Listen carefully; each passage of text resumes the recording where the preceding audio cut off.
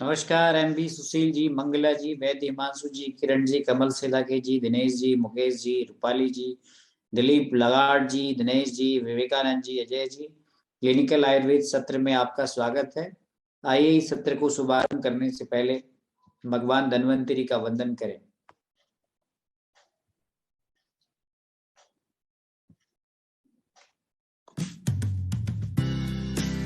आयुष दर्पण डिजिटल एक ऐप है जिसे आप गूगल प्ले स्टोर से डाउनलोड कर सकते हैं। इस ऐप को डाउनलोड करने के बाद आप क्लिनिकल आयुर्वेद डिस्कशन सेशन पर बैच कोड CASX429 डाल करके इस ऐप को डाउनलोड कर सकते हैं। अब तक लगभग 6000 डॉक्टर्स ने इस ऐप को डाउनलोड किया है।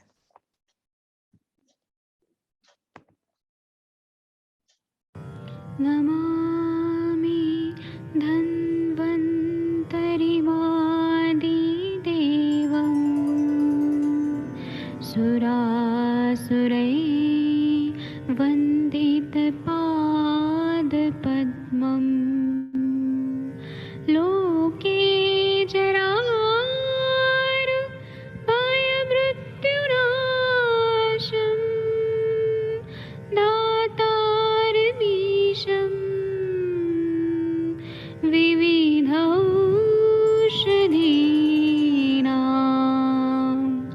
शङ्खं चक्रं जलौकां दधतं मृतघटं चारुतोर्भिश्चतुर्भिः सूक्ष्मस्वच्छादिरुद्यं शुकपरिविलसन्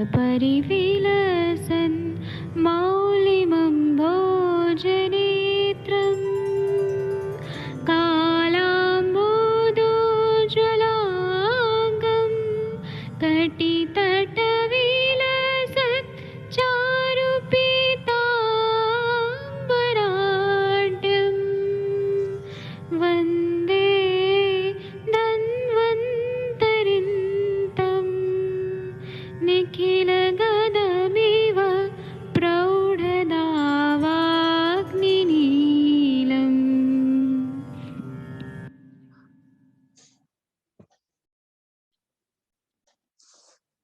तो आयुष दर्पण के इस क्लिनिकल आयुर्वेद संभाषा में आप सभी का बहुत बहुत स्वागत है। आयुष दर्पण के डिजिटल ऐप से भी लोग इस संभाषा को ज्वाइन करते हैं।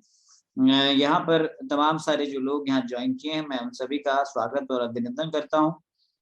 ये माह हमारा 1 वर्ष इस संभाषा का पूर्ण होने जा रहा है और 1 वर्ष में हमने बहुत सारी उपलब्धियां हासिल की है। आयुष दर्पण के डिजिटल ऐप पर ये सारी संभाषाएं रिकॉर्डेड में आपको मिलती हैं।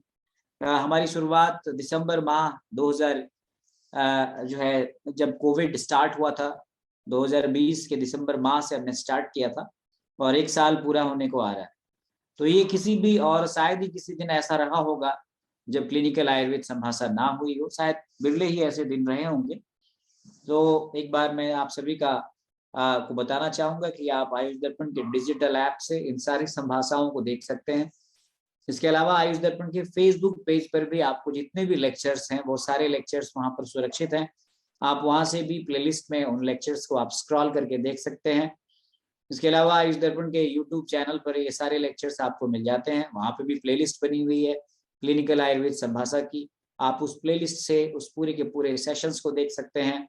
तो आपके पास बहुत सारे ऑप्शंस हैं। आप अपने ऐप में भी आप अपना डिस्कशंस कर सकते हैं। आयुष दर्पण का एक कुटुंब ऐप है जिसपे भी 3 से 3,500 लोगों ने उसको ज्वाइन किया हुआ है। वहां पर भी डिस्कशंस होते हैं।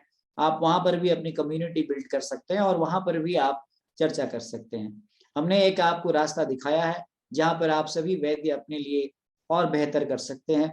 आप अपने अपने केसेस, अपनी अपनी सक्सेस स्टोरीज इस मंच के माध्यम से शेयर करते हैं।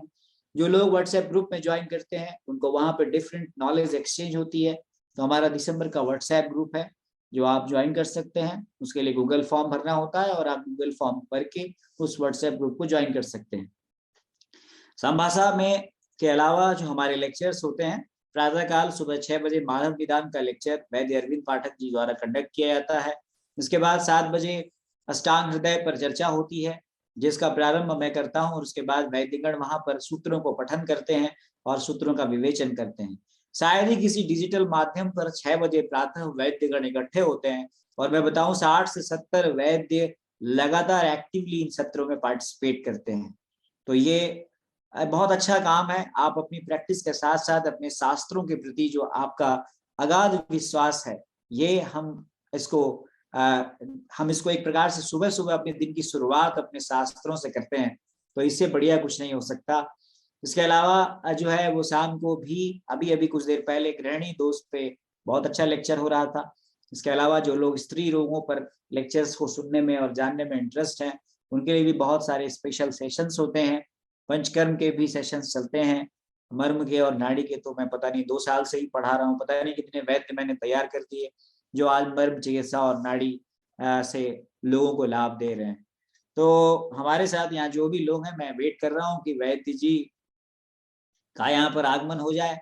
तो नीलम जी भी अमेरिका से जुड़ गई हैं, अवंतिका जी बिहार से जुड़ गई हैं, नहीं सूर्य नारायण पटनायक जी उड़ीसा से जुड़ गए हैं।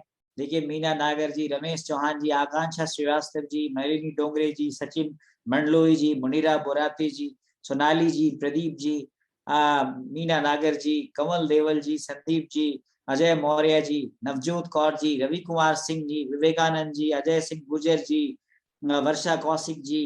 ये आप सबके नाम क्यों ले रहा हूँ? ताकि मुझे याद हो जाए, ताकि कहीं किसी मोड़ पर आप हमें मिले तो शायद पहचान लें। दिनेश यादव जी, कमल सिलाके जी, मुकेश साहू जी, दिलीप लगाट जी, दिनेश जी, बहुत सारे लोग, के एन गंगवार जी बहुत सीनियर चिकित्सक हैं।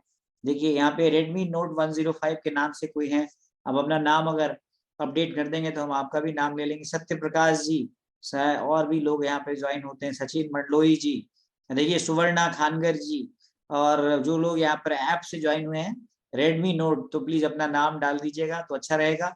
आपका नाम यहाँ पे अपडेट हो जाएगा और हम आपके नाम को यहाँ पे ले सकेंगे। 44 लोग ज्वाइन हुए हैं। चलिए आज आपकी संभाषा को अभी फिलहाल हम शुरुआत कर देते हैं। अगर आप में से कोई भी अपने एक्सपीरियंस शेयर करना चाहते हो तो आप अपना हैंड रेज कर दीजिए। तब तक वैद्य अरविंद पाठक आते हैं तो तब तक आप जो है अपने अपने केसेस को डिस्कस कर सकते हैं। मैं आप सभी को, विनीता चौहान जी भी हैं यहाँ पे, तो मैं आप सभी को अनम्यूट कर देता हूँ। बस आप एक चीज ध्यान रखिएगा कि जब आपका कोई घर पे काम हो रहा हो तो आप अपने माइक को म्यूट करिएगा, जिससे कि आपके घर की आवाजें यहाँ ना आए। मैंने अनम्यूट कर दिया है। मुकेश साहू जी ने हैंड रेज किया है। मुकेश साहू जी को सबसे पहले ले लेते हैं। मुकेश साहू जी, स्वागत है आपका, बोलिए। सर सभी को नमस्कार, प्रणाम। जी जी जी सर मेरी आवाज आ रही है? बहुत बढ़िया आ रही है, बहुत ही अच्छी आ रही है। सर मैं मेरा एक्सपीरियंस शेयर कर रहा हूँ। सर क्या है कि जब मैं गवर्नमेंट पीएससी पे था तो मेरे पास एक पेशेंट आया था, 4 साल पहले का वाक्य है।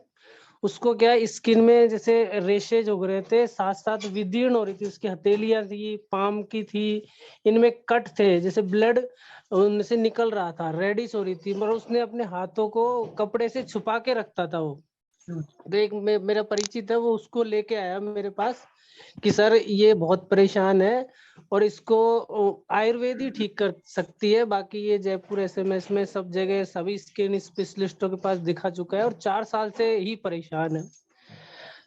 तो सर मैंने क्या किया उसमें कि देख के कि मुझे लगा कि ये विपादिका है और मैं इसको अभी कोई औषधि नहीं दे सकता। उसके बाद आके मैंने चरक का कुष्ठ चिकित्सा स्थान का कुष्ठ अध्याय पढ़ा और उसको सर 3 बार पढ़ा उस दिन रात को। बहुत बढ़िया, बहुत बढ़िया। और उससे कहा कि कल दूसरे दिन आना। उसके बाद रात को मैंने उसका 3 बार अध्ययन किया तो मुझे चरक के चिकित्सा स्थान में एक लाइन मिली थी। वहां पर सर एक क्या है कि स्वर्णमाक्षिक भस्म को गौमूत्र के साथ सेवन करने के लिए बोला है। जी बिल्कुल बिल्कुल। तो उस लास्ट में सर सारा कंक्लूजन जो मेरा जो पहुंचा, केवल स्वर्णमाक्षिक पे आके मैं रुक गया कि भाई इसके लिए तो यही औषधि काम करेगी। उसमें एक कुष्ठ को छोड़ के बाकी 17 के लिए उपयुक्त बताई औषधि। जी। और सर मैंने आके दूसरे दिन स्वर्णमाक्षिक भस्म बाजार से खरीद के लाया 5 ग्राम और उसकी 21 पुड़िया बनाई।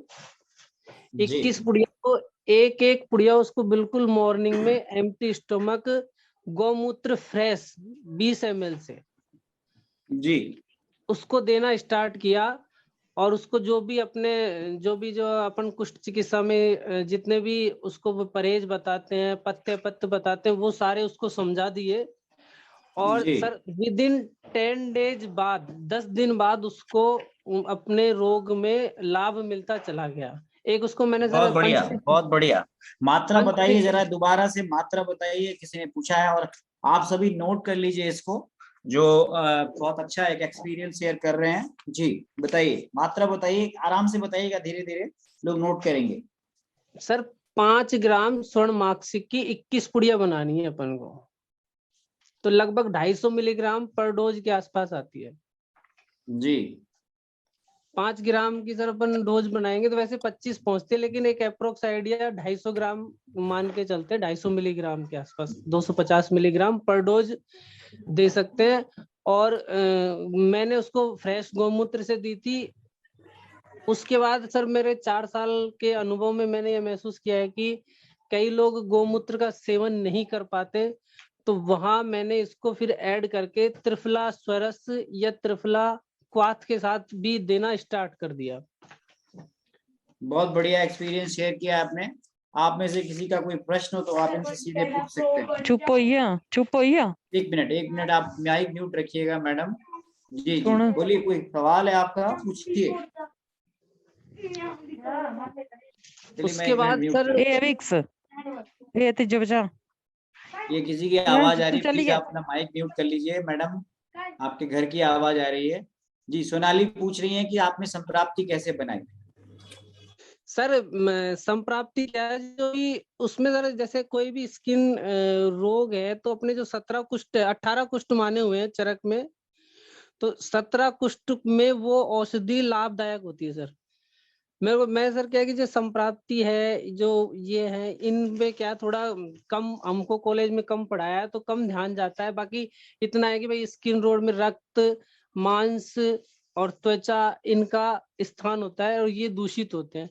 तो स्वर्ण मार्कसिक क्या त्रिदोष शामक होती है, और गौमूत्र भी क्या है कि विरेचक होता है, और साथ में त्रिदोषग्न भी माना गया है। पित्त का विरेचन करता है, तो पित्त दूषित तो रहती है सारे त्वक विकारों में, इसलिए उसका उपयोग लिया था। और वो 4 साल के अनुभव के बाद सर मैं उसको रेगुलर, जब जहाँ पेशेंट मुझे लगता है कि क्रिटिकल है, ठीक नहीं होता है, तो मैं उसको सबसे पहले फर्स्ट मॉर्निंग एम्प्टी स्टमक उसको स्टार्ट कराता हूँ सर। उससे मुझे इतने रिजल्ट मिलते हैं कि स्किन में बहुत अच्छे रिजल्ट मिल रहे हैं। चलिए आपने उसकी, चलिए आपने दिनेश यादव जी पूछते हैं कि क्या आपने एक डोज 5 मिलीग्राम रखी है ना। एक मिनट आप लोग देखिए आप लोग बाकी, ये बहुत मुश्किल है। एक मिनट, मृत्युंजय सिंह सर आप अपने माइक म्यूट रखिए सर। जी जी आपसे कुछ सवाल है, बहुत अच्छा एक्सप्लेनेशन दिया। वो इसका जो संप्राप्ति है, वातास दस त्रयो दुष्टात् तग रक्तम मांस अंबुच दूष्यन्ति सकुष्ठानाम सप्तको द्रव्य संग्रह अत कुष्ठानि जायन्ते सप्त चैकादशेव च न चैक दोषजम किंचित कुष्ठम समुपलभ्यते।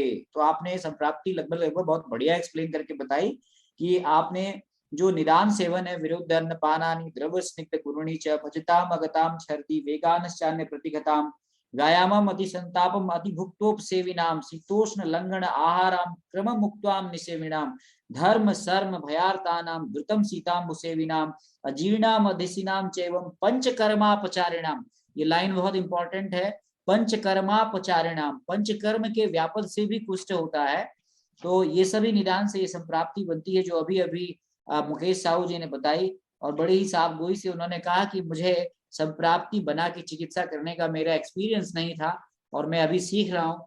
तो मुकेश साहू जी आप बहुत अच्छा आपने एक्सप्लेन किया, आप बधाई के पात्र हैं। और जो आपने चिकित्सा बताई, अल्टीमेट बताई, वाकई ये बहुत इफेक्टिव है हमारे वैद्यों के लिए।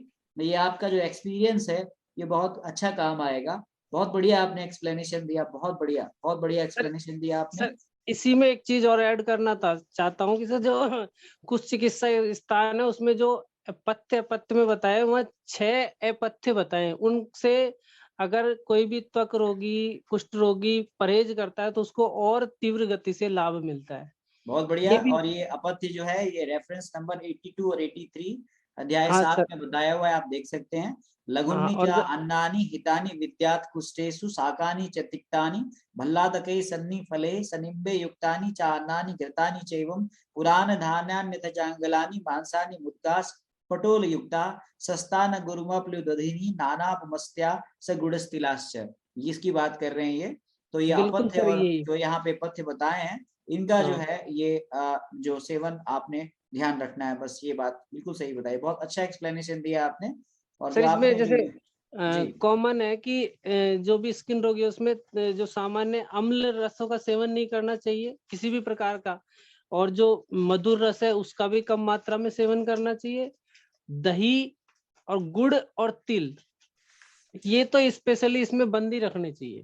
चलिए, बहुत अच्छा एक्सपीरियंस शेयर किया आपने, और चाहे हमारे वैद्यों के लिए काम का एक्सपीरियंस रहेगा। और भी आप यहाँ पे देखिए अवंतिका सिंह जी ने कुछ बहुत बढ़िया, तो हम चाहते हैं कि आप इसी प्रकार से अपने, देखिए इन्होंने कुष्ठ की पूरी संप्राप्ति भी बताई है आपको, और इन्होंने जो अपने एक्सपीरियंस भी जो है योग भी आपको शेयर किए, तो आप भी इस प्रकार के योगों को आप यूज कर सकते हैं और ये काफी आपको लाभ देते हैं। तो आगे आप कोई और बताना चाहें तो एक से एक अपने अपने एक्सपीरियंस शेयर करते रहिए, तब तक जो है हमारा ये सत्र भी आगे चलता रहेगा। विश्वनाथ जी, कुछ आप अपने अनुभव शेयर करिए। सूर्य नारायण जी, मैडम अंजना जी, सत्य प्रकाश जी, मुनीरा जी, नलिनी जी, अवंतिका जी, आकांक्षा जी, देखिए इतने बड़े बड़े वैद्य यहाँ पे हैं। इतने श्रेष्ठ वैद्यों की संभाषा कहीं होती है क्या? 62 लोग यहाँ जुड़े हुए हैं, देखिए वाह। आदिल जी, आरती जी, श्रीदेवी जी, इंगाड़े जी, आप लोगों को जो भी अपने अनुभव प्रैक्टिस में मिलते हो वो जरूर शेयर करिए। इससे क्या होता है कि हमारे दूसरे वैद्यों को भी, जो नए वैद्य हैं, उनका भी कॉन्फिडेंस बिल्ड होता है। गौमूत्र की मात्रा कितनी रखनी चाहिए? मंगला जी पूछ रही है। मुकेश जी, जरा गौमूत्र की मात्रा भी बताइए। जी जी बताइए मुकेश जी। मुकेश जी, आप ही से सवाल है, आपको अनम्यूट किया हुआ है मैंने। गौमूत्र कितना दिया था आपने? सर मैंने क्या है कि जैसे अकॉर्डिंग टू 20 ml और से 40 ml रख सकते हैं पेशेंट के बॉडी वेट के हिसाब से। तो मैंने क्या, उस पेशेंट का बॉडी वेट कम था तो उसको 20 ml ही रखा था। चलिए, हाँ। तो ये भी और आपको क्लियर हो गया होगा। और किसी के मन में कोई और प्रश्न है तो और आप पूछ सर सकते हैं। एक चीज और ऐड करना चाहता हूँ इसमें कि अगर आप गौमूत्र को किसी पेशेंट को दे रहे हो, अगर उसमें स्थूलता के लक्षण है तो आप इसकी मात्रा ज्यादा रख सकते हो, और 21 डेज से अधिक नहीं देना। फिर आपको गैप देना है 7 दिन का या 10 दिन का, जैसा भी आप अपने हिसाब से उपयुक्त समझते हो। फिर इसको नेक्स्ट टाइम आप रिपीट कर सकते हो। मैंने उस पेशेंट में 3 बार रिपीट किए थे और वो पेशेंट आज तक टोटल क्योर है, उसके कोई दोबारा इस प्रकार के स्किन डिसऑर्डर से संबंधित उसके रिपीटेशन नहीं आए। और उसके बाद उसने लगभग मेरे पास कोई सैकड़ों मरीज रेफर कर दिए होंगे।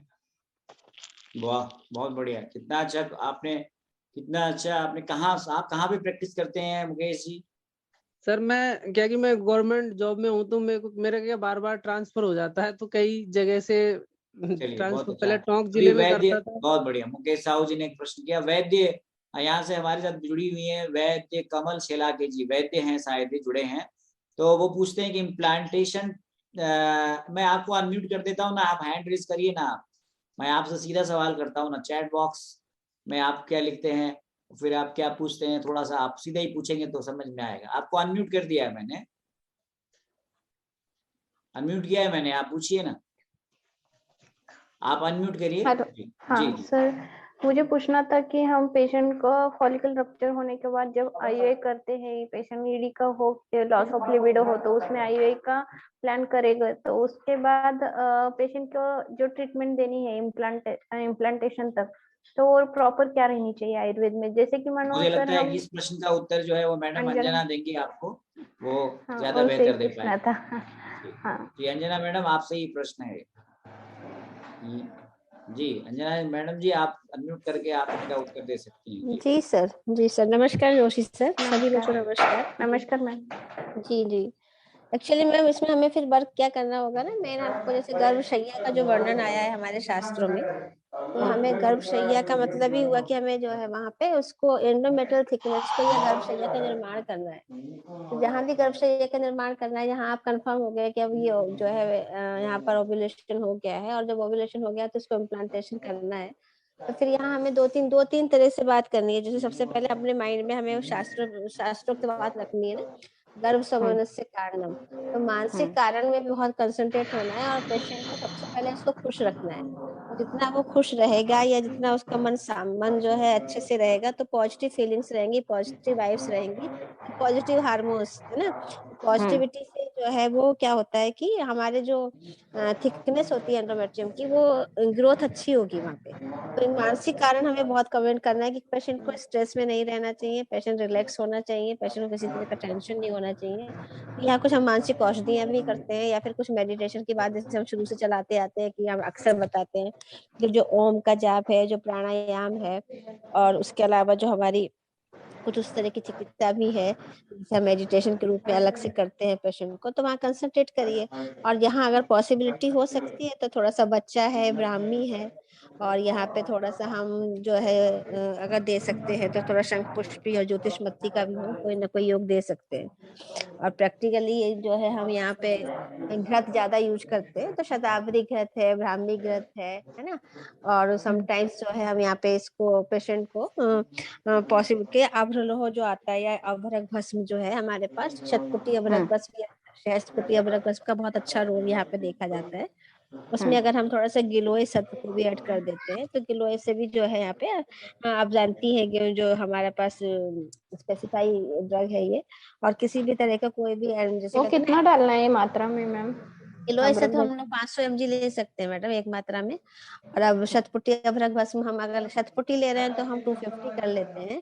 अगर हम सहस्पुटी ले रहे हैं तो हम 125 mg भी ले सकते हैं, ठीक है। और थोड़ा सा भंग भी यहाँ पे वर्क करता है, क्योंकि शुक्र धातु को भी हमें वो करना है और हमारा टिश्यू लेवल पे हमें वर्क करना है, तो भंग भस्म का भी यहाँ बहुत अच्छा रोल मिलता है हमको। और साथ में अगर हम ब्राह्मी और क्या कहते हैं इसके अलावा शतावरी, इन दोनों को ऐड ऑन कर देते हैं तो पेशेंट की जो है एंडोमेट्रियम टिश्यू जो होता है बहुत अच्छे से तैयार हो जाता है।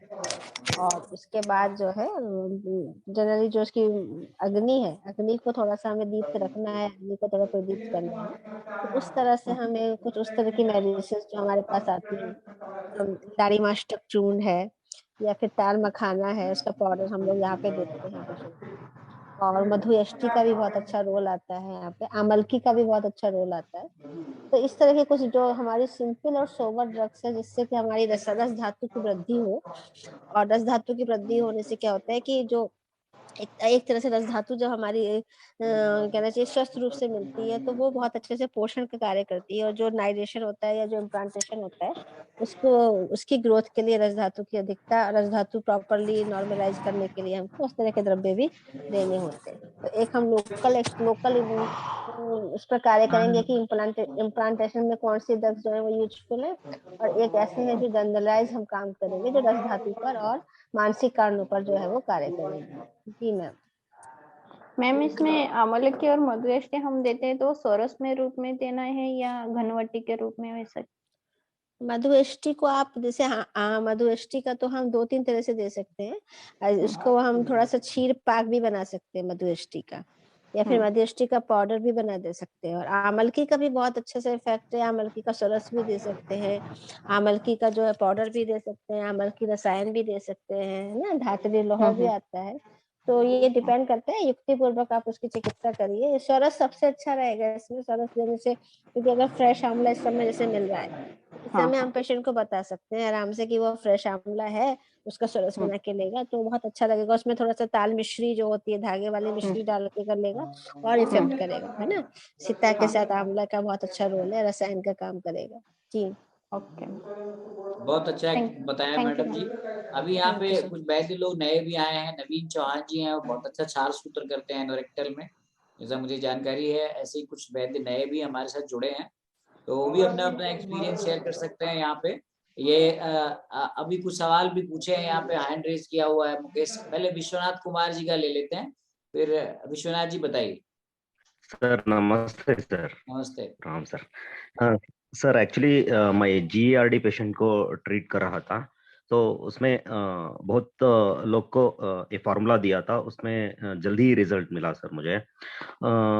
उसमें कामोदगाविक मौक्तिका सुबह और शाम को सर खाने से पहले, और महाशंकवटी खाने के बाद में सुबह और शाम को, और हरितकी चूर्ण रात में सोने के टाइम में गर्म पानी में लेने के लिए 1 घंटे के बाद।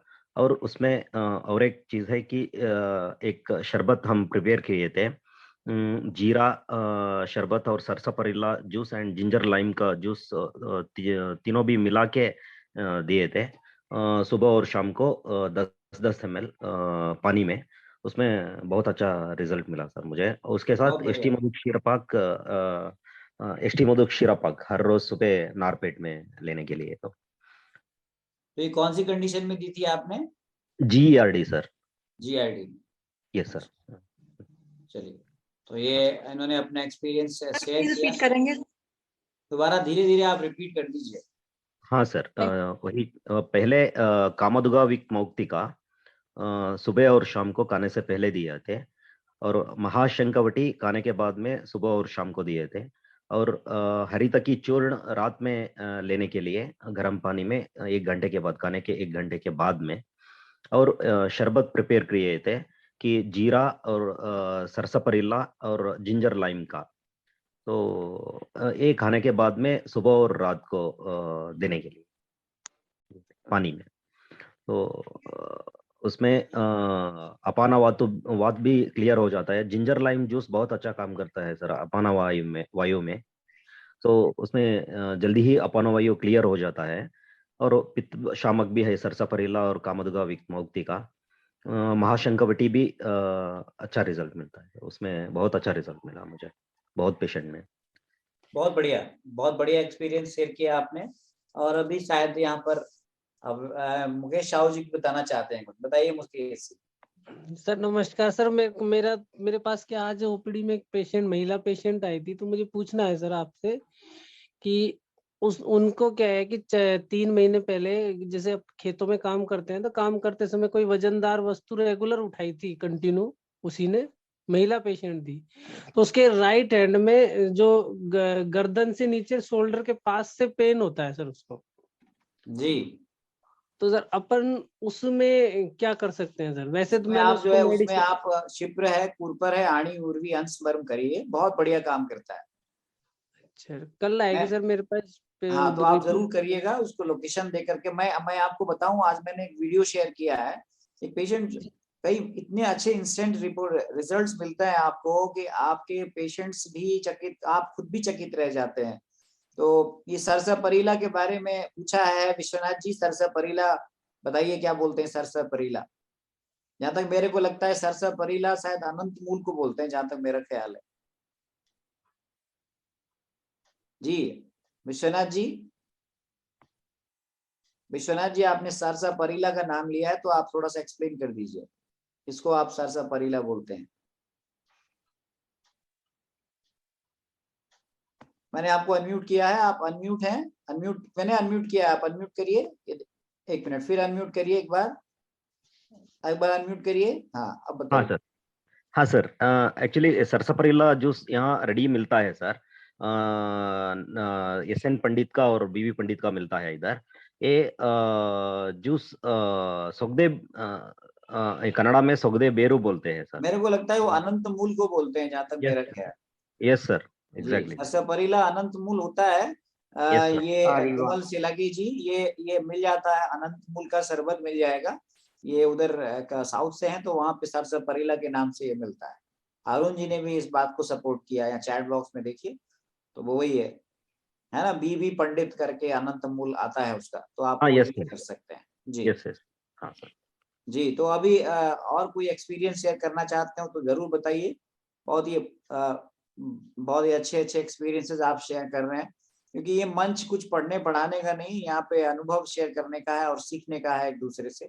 धनाई जी भी हैं, मनोज अग्रवाल जी भी हैं, श्वेता जी भी हैं, हारून जी भी हैं। देखिए बहुत सारे लोग, 78 के आसपास लोग जुड़ चुके हैं यहाँ पे। और रंजीत गुप्ता जी, रत्नेश जी, श्रीदेवी जी, हम चाहते हैं कि आप अपने अपने क्षेत्र में कौन सी व्याधि को किस प्रकार से ठीक कर रहे हैं, ये इस मंच के माध्यम से आए। और ये बहुत सारे लोग इसको यहाँ फेसबुक पे भी देख रहे हैं, तो ये आप बता सकते हैं, अपने एक्सपीरियंस से शेयर कर सकते हैं। किसी भी केस में आपको कोई भी लाभ मिला हो तो आप उनके वीडियोस बनाइए और हमारे ग्रुप्स में शेयर करिए, और वो केसेस दूसरों को भी बताइए। मोटिवेशनल होता है, इससे लोग मोटिवेट होते हैं। जैसे कि मैं आपको अक्सर मर्म के, चूंकि मैं वही OPD देखता हूँ, तो मेरे पास वो पेशेंट ज्यादा आते हैं, तो मैं उसके आपको शेयर करता हूँ तुरंत। तो आप भी इसी प्रकार से अपने एक्सपीरियंस से जरूर शेयर करिए। मुझे लगता है कि वैद्य जी का जो है नेटवर्क में प्रॉब्लम है, तो अभी फिलहाल हम इसको अभी चला रहे हैं। चलिए, और कोई एक्सपीरियंस शेयर करना हो या कुछ पूछना हो तो आप पूछ सकते हैं। यहाँ पे तमाम सारे वैद्य हैं, कोई भी आपको उसका उत्तर देने में सक्षम है, सभी वैद्य सक्षम है। तो आपको यहाँ पर प्रभात पांडा जी, मुझे लगता है वो हमारे पुराने चिकित्सक हैं, वो अपना पूछ रहे हैं। प्रभात पांडा जी पूछिए सर। सर नमस्ते सर। नमस्ते सर अंजना मैडम से अंजना मैडम जी, प्रश्न है आपकी बड़ी डिमांड है, अभी फिलहाल आप इस सेशन को होस्ट कर रही हैं, आप ये मान के चलिए जी। तो मैडम नमस्ते। मैडम जी, आपको मैंने को होस्ट बना दिया है, ये लीजिए आप को होस्ट हैं, आप खुद को म्यूट भी कर सकते हैं, अनम्यूट भी कर सकते हैं। जी सर थैंक यू सर। जी सर जी।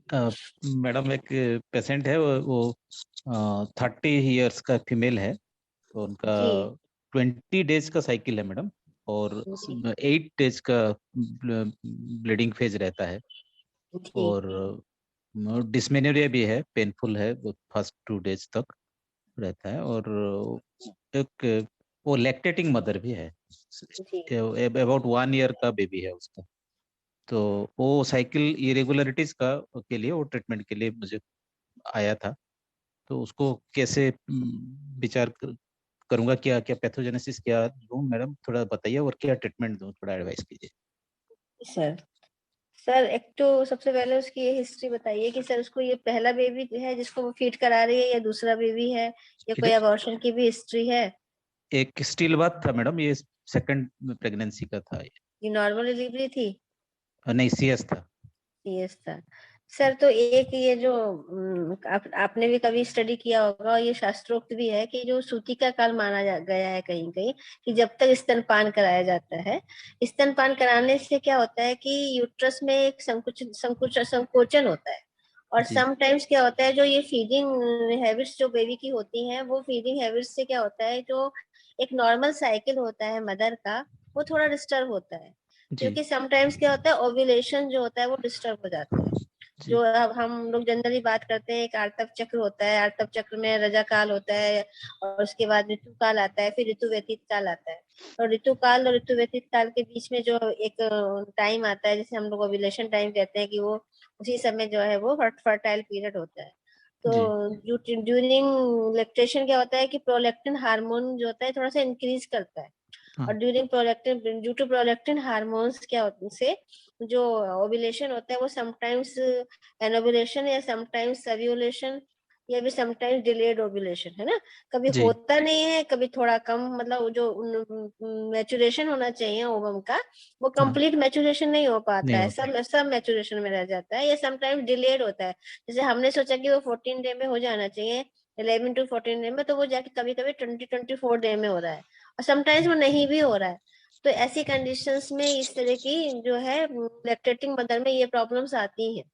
और देखिए काश्यप ने तो ये भी लिखा है कि जब तक माँ स्तनपान कराती है तब तक उसको सूतिका माना जाता है, और कहीं इसको आचार्य सुश्रुत ने 1.5 माह का ही माना है, काश्यप संहिता में 6 माह का माना है, और फिर एक जगह इन्होंने ये भी लिखा, जो मैंने अभी स्टेटमेंट दिया, कि स्तनपान अपने आप में जो है वो ब्लीडिंग डिसऑर्डर का एक कॉज हो सकता है समटाइम्स।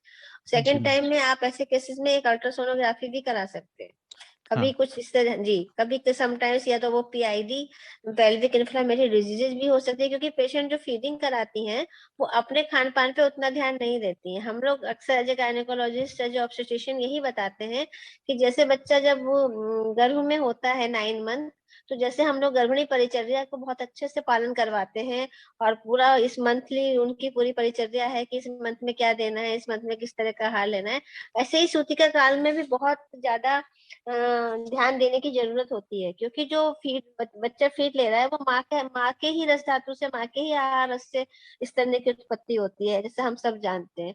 तो उस समय आफ्टर डिलीवरी उतना लोग फोकस नहीं हो पाते हैं, और समटाइम्स पांडु या फिर और ज्यादा कुछ इस तरह की डिजीजेस देखने को मिलती है, या रस धातु का क्षय या पांडु। और ऐसे केसेस में भी समटाइम्स जब एचबी लो लेवल पे जाता है तो भी ब्लीडिंग टेंडेंसी बढ़ जाती है, समटाइम्स इन्फेक्शन हो जाता है, क्योंकि अब एचबी कम है, या पेशेंट ने थोड़ा सैनिटरी मेंटेन नहीं किया, या सूतिका काल अपने आप में, मैंने अक्सर बताया कि जो धातुओं की क्षय की अवस्था होती है, धीरे धीरे धातुएं जो है पोषण क्रम में बढ़ती हैं, और फिर धातु जो है अच्छे से जो है संतुलित हो पाती है। तो कहीं ना कहीं अगर किसी धातु की दृष्टि रह जाती है तो इस तरह की प्रॉब्लम आ जाती है। तो हमें यहाँ पे रूल आउट करना होगा, निदान करना होगा कि ये कॉज जो है पीआईडी से है, समटाइम्स कोई ऑर्गेनिक लेजन मतलब कोई ग्रोथ वगैरह भी हो सकती है, सिस्ट भी हो सकता है, या समटाइम्स कोई जो है पॉलिपी का भी बन जाता है, या फाइब्राइड भी छोटा मोटा बन सकता है। और समटाइम्स जो होता है पेशेंट की जनरल कंडीशंस पे भी एक बार इन्वेस्टिगेशन कराने की जरूरत हो सकती है कि उसका HB वगैरह क्या है, TLC वगैरह कितना है। और उसके बाद वो बेबी जो है वो कम्प्लीटली मदर पे डिपेंडेंट है या वो दूसरा कुछ और भी एक्स्ट्रा लेता है। वीनिंग चल रहा है मैडम। जी सर, अच्छी बात है सर। तो ये थोड़ा सा उसका HB सर आप देख लीजिए, थोड़ा TLC HB 9.8 है मैडम। हाँ तो सर थोड़ा सा कम ही है ना, जी 9.8 है तो थोड़ा सा कम है, तो उसकी डाइट को थोड़ा पहले मैनेज करा लीजिए। और जी मुझे लगता है कि धीरे धीरे उसको बच्चे को जो है डाइट पे मतलब सेमी सॉलिड डाइट पे और अदर जो है बाहर के मिल्क वगैरह पे एडजस्ट करा के फिर उसको थोड़ा सा फीडिंग धीरे धीरे कम कराइए, क्योंकि कम 12 करना ग्राम चाहिए। हीमोग्लोबिन तक हम नॉर्मल मानते हैं ऐसे केसेस में। अगर 12 से कम होता है तो ये पांडु की अवस्था ही मानी जाएगी। तो जी पांडु की चिकित्सा इसको दे सकते हैं, पंचतिक्त घृत वगैरह दे सकते हैं यहाँ पे हम, दाढ़ी मास्टक चूर्ण वगैरह दे सकते हैं, अभ्रक भस्म दे सकते हैं, अभ्र लोह दे सकते हैं, ताप्यादि लोह या रौप्यादि लोह, इस तरह की मेडिसिन पहले उसको दीजिए, थोड़ी सी उसकी जी जनरल कंडीशन संभालिए।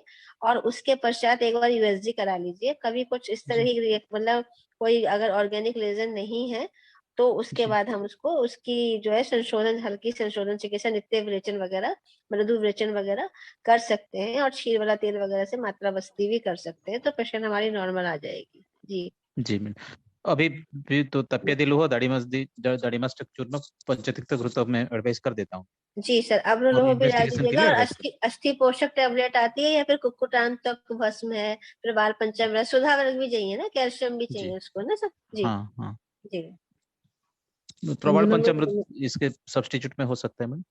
जी सर, परिवार पंचम तो सर ऐड कर मिलेगा नहीं सकते। मिलेगा? हाँ परिवार पंचम मुक्ता पिष्टी तो मिल सकता है, मुक्ता हाँ पिष्टी, मिलेगा हाँ। मुक्ता शुक्ति, हाँ इसी तरह से कोई सुधार, अच्छा सुधार वर्ग ऐड कर लीजिए। जी जी madam, thank you madam. Okay Anjana ma'am नमस्कार। मेरी OPD में भी मैम एक फाइब्रॉइड, यूटेराइन फाइब्रॉइड का पेशेंट कल आई थी। जी तो सर। मैम उसका फाइब्रॉइड काफी बड़ा है, लगभग 40 mm से 50 mm उसका साइज है। तो उसको क्या ट्रीट करना चाहिए या सर्जरी प्लान करवाने के लिए सजेस्ट करना चाहिए? सर उसकी साइज कितनी है? 4 सेंटीमीटर से 5 सेंटीमीटर बताया आपने, एंटीरियर है कि पोस्टीरियर है?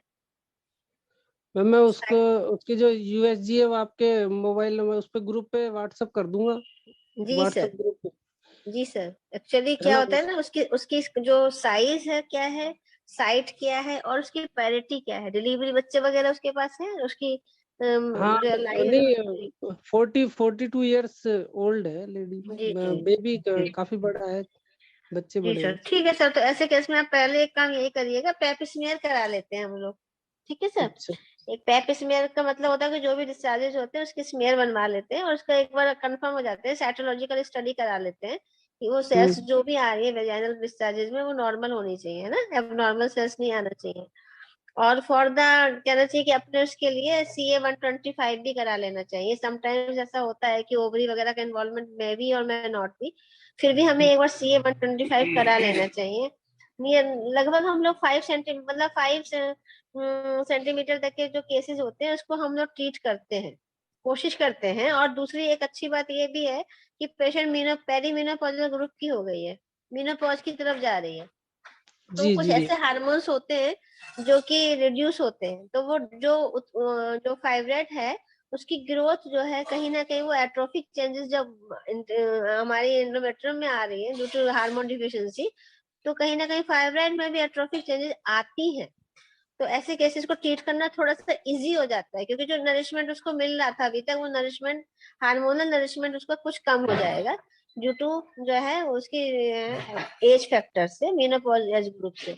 तो इसको हम ट्रीट कर सकते हैं बहुत इजीली, लेकिन उसका हीमोग्लोबिन क्या है, उसका पेप्समेयर क्या कह रहा है, ठीक है सर, और उसका CA-125 क्या कह रहा है, और उसके अलावा एक नॉर्मल उसकी जो मतलब TLC DLC या फिर PID का स्टेटस तो नहीं है, ये सब हमें कंफर्म होगा तो हम ऐसे मैं पेशेंट को ट्रीट कर सकते हैं। जी हाँ मैं इसकी ग्रुप में वो सारी रिपोर्ट्स शेयर करूंगा, है ना? फिर आपसे दोबारा इस पूछ लूंगा कल जी मॉर्निंग में। जी एक बार हम शेयर करके पढ़ लेंगे तो फिर आपको और अच्छे से बता पाएंगे उसके हाँ ठीक है। शास्त्र के आधार पर।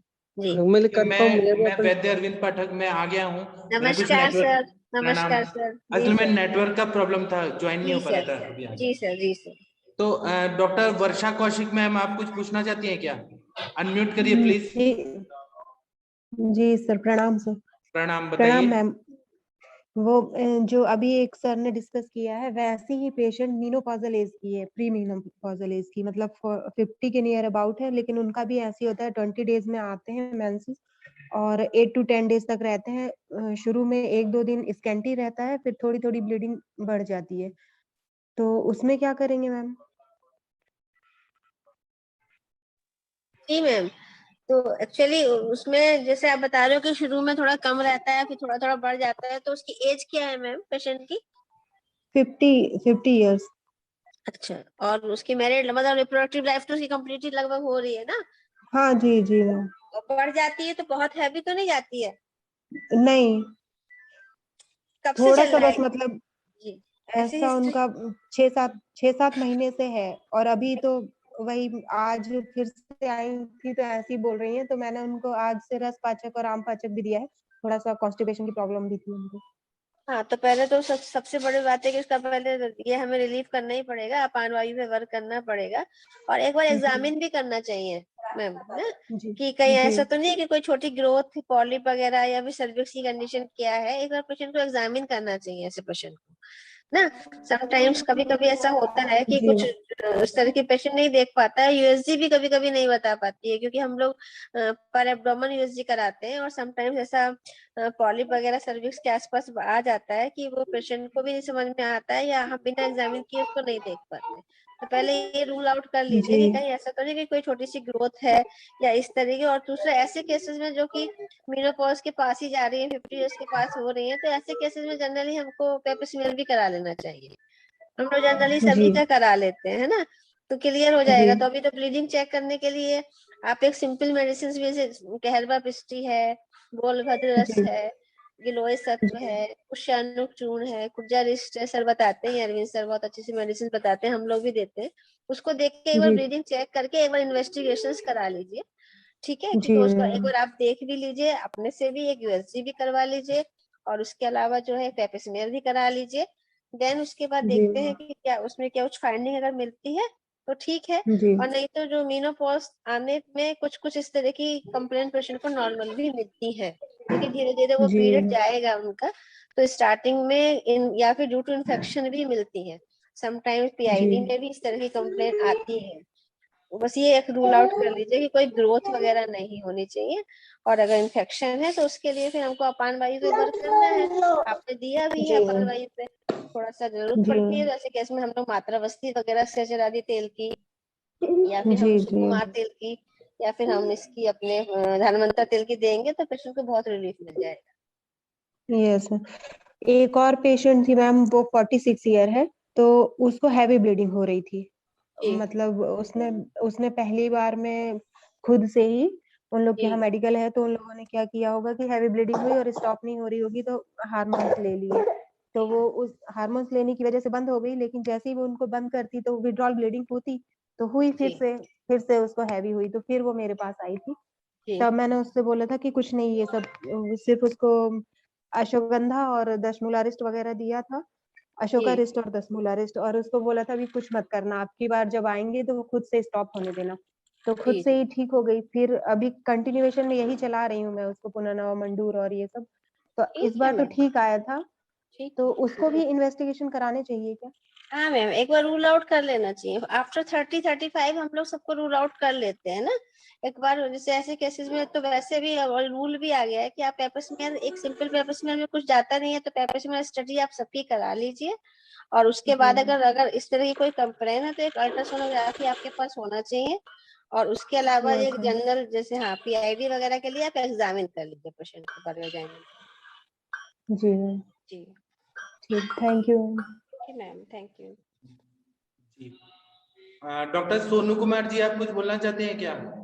विश्वनाथ कुमार जी, डॉक्टर हेमंत सोनी जी, आप लोग कुछ बोलना चाहते हैं तो बोलिए प्लीज। आप लोगों ने हैंड रेस किया है, इसलिए मैं आप लोगों को बुला रहा हूँ। डॉक्टर सोनू कुमार जी सर नमस्ते। करके आइए। सर नमस्ते सर। हाँ नमस्ते विश्वनाथ जी। हाँ सर, एक केस है सर एक्चुअली। हाँ एक पेशेंट लेडी 28 इयर्स के है, हाँ उसको वाइट डिस्चार्ज हो रहा है, प्रेजेंट हाँ कंप्लेंट्स। उसके साथ बहुत जनरल वीकनेस है उसको, उसके साथ डैंड्रफ है, ज़्यादा हो गया है, और एच बी कम हो गया है। उसका प्रीवियस हिस्ट्री लिया तो उसको पहले चाइल्डहुड में जॉन्डिस हो गया था, उसको ट्रीट किया था। उसके बाद में 5 years before gall bladder stone हुआ था, इसलिए कोली सिस्टेक्टमी किया था उसको। उसके बाद में कंटिन्यूअस 3 साल तक हर विंटर सीजन में उसको टाइफाइड आता था सर। इसमें ना रक्त व स्रोतस की दृष्टि सारा लग रहा है। हाँ सर, ओके ओके सर। हाँ जी, आगे बताइए। हाँ सर, जब भी उसको वाइट डिस्चार्ज होता है वो मेंसेस के 1 वीक के बाद में आता स्टार्ट होता है, और मेंसेस के 1 वीक पहले बंद हो जाता है। उसके साथ वो स्टिकी होता है और फॉल स्मेल होता है। तो मैं ऐसे ही समझा सर, रक्तवाह और रसवास दुष्टि हो सकता इसलिए है। रसपाचक रक्तपाचक दे दीजिए और चंद्रप्रभावटी दे दीजिए, पुष्यानुक चूर्ण दे दीजिए तंडुलोदक के साथ। ओके और सर। ना रसपाचक रक्तपाचक के साथ में त्रिभुवन कीर्ति भी दे दीजिए, अगर ज्वर का हिस्ट्री ज्यादा दिन का है तो। हाँ का सर। थोड़ा ओके दिन 15 दिन दे दीजिए त्रिभुवन कीर्ति रस, तो उससे बहुत हाँ सर। अच्छा सा पाचन हो जाएगा दोषों का, तो बहुत अच्छा रिजल्ट आएगा। और उनका gall bladder stone, gall bladder निकाल दिया है ना? हाँ सर। तो हाँ इसलिए सर। उनको कंटिन्यू रसपाचक रक्तपाचक कंटिन्यू देना चाहिए मेरे हिसाब से, नहीं तो उनका फिर बार बार कुछ ना कुछ तो प्रॉब्लम होते रहेगा। Okay sir. हाँ सर, कंटिन्यू कर सकते हैं। हाँ, पुष्यानुक चूर्ण है, अगर व्हाइट डिस्चार्ज बहुत ज्यादा हो रहा है तो पुष्यानुक चूर्ण है, प्रद्रांतक लौ है, प्रद्रांतक रस है, बोलबद रस है, फिर ये सब दवाइयां, लोद्रासव है, ये सबसे व्हाइट डिस्चार्ज ठीक हो जाए। चंद्रप्रभावटी में बहुत ताकत है, व्हाइट डिस्चार्ज ठीक कर देता है। और पंचवल्कल क्वाथ या त्रिफला क्वाथ से धावन कराना है।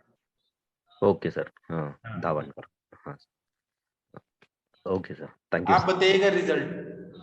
Definitely sir. हाँ ठीक सर। है, डॉक्टर सोनू कुमार जी आपने हैंड रेज किया है। Good evening sir. आप कहाँ से बोल रहे हैं सर? सर मैं भिवानी से बोल रहा हूँ सर, बीएमएस स्टूडेंट हूँ सर मैं। अच्छा अच्छा, बोलिए। सर मेरा लास्ट ईयर सितंबर में सर फ्रैक्चर हो गया था सर, पटेला फ्रैक्चर, कम्युनिकेटेड फ्रैक्चर सर। हाँ। तो उसके बाद सर सर्जरी कराई थी सर मैंने, तो वायरिंग हुई थी सर पटेला की। अच्छा। तो उसके बाद सर थोड़ा स्टिफनेस की प्रॉब्लम हो गई थी बहुत ज्यादा, नी बैंड नहीं हो रहा था। तो उसके बाद कंटिन्यू फिजियोथेरेपी कराई, तो उससे बैंड तो हो गया सर अब। हाँ। उसके बाद मैंने 1 साल बाद दोबारा से अगस्त में सर सर्जरी करा के वो वायर भी निकलवा दिया सर। एक्चुअली सर हाँ। अभी प्रॉब्लम ये हो रही है, एक तो जो मसल्स हैं सर, हैमस्ट्रिंग मसल, क्वाड्रिसेप्स, वो बिल्कुल लूज हैं सर। जैसे ही मैं थोड़ा 1-2 दिन के लिए फिर एक्सरसाइज छोड़ता हूँ तो सेम कंडीशन हो जाती है सर। और आज हाँ। मैंने एक्सरे कराया था सर, तो यहाँ पे डॉक्टर हैं सर ऑर्थो के, तो उनसे कंसल्ट किया था सर। तो उन्होंने ये बोला है कि आपको अर्थराइटिस की जो स्टेज है, फर्स्ट स्टेज, वो स्टार्ट हो चुकी है सर। आपका एज कितना है? एज 24 है सर। 24 एज में अर्थराइटिस हो जाएगा आपको? आप क्या नहीं करिए, स्टार्टिंग, बस्ती ले लीजिए, मात्रा बस्ती आपको आता है क्या? नहीं मैं मतलब सीनियर से कंसल्ट कर लूंगा सर। मात्रा बस्ती ले लीजिए आप। अगर पेन बहुत ज्यादा है तो शीर तेल। पेन वैसे नहीं है सर, अभी जैसे सर्दियां आई हैं तो अभी थोड़ा थोड़ा स्टार्ट हो गया है, स्टिफनेस भी स्टार्ट हो गई है सर। तो इसलिए शीर तेल का 100 ml का मात्रा बस्ती ले लीजिए, और ओके कुछ सर। भी मत करिए। और गुगुल कल्प ले लीजिए, महायुवराज गुगुल, त्रयोदशांग गुगुल, लाक्षादि गुगुल, तो ठीक हो ओके जाएंगे। सर। लिगामेंट्स और जॉइंट्स सब मजबूत हो जाएगा आपका। अच्छा कितने बस्ती कितनी बार लेनी है सर? दिन में 1 बार, खाना खाने के बाद, रात को, शाम को। कितने दिन तक सर? जब तक आप ठीक नहीं हो जाते तब तक, 1 महीना 2 महीना, जितना दिन आप लेना चाहें। लेकिन आप ठीक हो ओके जाएंगे शीरबला तेल का लेंगे तो। शेरबुला के, ओके सर। आपके पास सर एक्सरे वगैरह है क्या? हाँ एक्सरे है सर, मैं आपके पास सेंड कर दे। आप करिए एक्सरे, तो मैं और अच्छे से बता पाऊंगा। मैं आपको अपना हाँ, नंबर देता हूँ। क्या हाँ है जी ना सर। कि क्या है कि अगर आप एक्सरे दिखाएंगे तो मैं हाँ आपको जी सर। बता पाऊंगा कि क्या लिगामेंटल इंजरी है क्या, हाँ या जी फिर सर, नंबर बताना सर, मैं अभी देता हूँ। क्योंकि केवल बोलेंगे पटेला टूटा था तो कैसे बताएंगे? नहीं हाँ जी सर, हाँ जी सर, मैं एक्सरे है सर एक्चुअली मेरे पास, और मैं क्या सेंड। आपको न्यू पटेला लगाया क्या उधर? नहीं पटेला न्यू नहीं लगाया सर, वायरिंग हुई थी सर एक्चुअली। 16 से 17 पीस हो गए थे सर हड्डी के। अच्छा। बोन के, तो उन्होंने डॉक्टर ने जैसे तैसे करके उसको वायरिंग और करके बांध हुआ दिया कैसे सर। था? हुआ कैसे ये था? बाइक पे जा रहा था, ट्रॉली में लग गया था सर। पहले ट्रॉली के वाले जमाने में शिवाजी महाराज जो थे वो रायगढ़ से, सिंहगढ़ से जंप मारते थे, उनको कुछ नहीं होता था। वो जंप मारते थे तो पत्थरों पे लगता था, कुछ नहीं होता था। आप इतना नाजुक कैसे हैं कि आपको फ्रैक्चर हो जा रहा है? नहीं, एक्चुअली सर वो ट्रॉली में ज्यादा जोर से लगा तो सीधा घुटना सर वो ट्रॉली में लगा सर जाके। कोई बात नहीं, अभी आपको मजबूत कर देंगे हम शिवाजी महाराज की तरह। आप एक बार देखिए, चैट बॉक्स आपको दिख रहा है? हाँ जी सर, हाँ जी सर। इधर मेरे को मैसेज करिए व्हाट्सएप पे और रिपोर्ट्स भेजिए, या फिर आप ग्रुप में आ जाइए ना, मैं आपको ग्रुप में ज्वाइन करने का लिंक देता हूँ। आप ग्रुप में आएंगे तो सब लोगों को सीखने को मिलेगा। ओके सर, ओके मैं सर। आपको गूगल लिंक फॉर्म दूंगा दिसंबर महीने का, तो ओके सर। मैं करके ग्रुप में आ जाइए। ओके ओके सर, ठीक है, thank you sir. Thank you. प्रणाम सर। हाँ जी बताइए। अभी का प्रणाम सर। सर ऐसा कैसे होता था शिवाजी के केस में सर?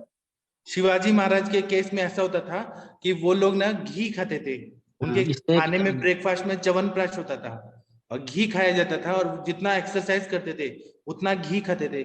मेरे पास उनके ही एक वंशज आते हैं मराठा, वो बताते हैं कि मैं 1 किलो भैंस का घी खाता था और वो पच जाता था, मुझे पूरा साथ में था।